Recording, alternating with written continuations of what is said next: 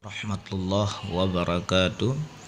Videonya tunjukkan kepada Abu Dapai, Abai Dapu, atau dikenal dengan Farhan Abu Furaihan Wahabi.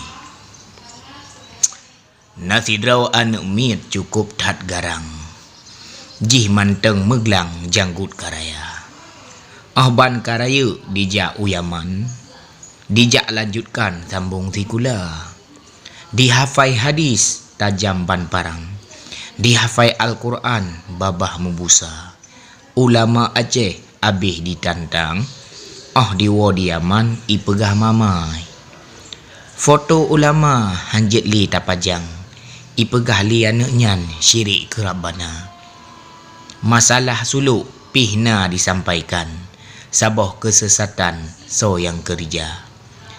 Yang paling parah ipegah li anaknyan, maulid janjungan haram hukumnya. Nabi dengan sahabat hana gelakukan, nyan keh alasan bid'ah so yang kerja.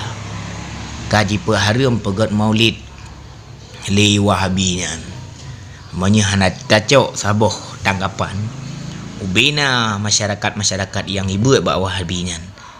Tengok tapu hanya dah kerja li. Petruk saya ke Wahabi nyan. Allah ya Abu Dapai, Abai Dapu. Assalamualaikum warahmatullahi wabarakatuh.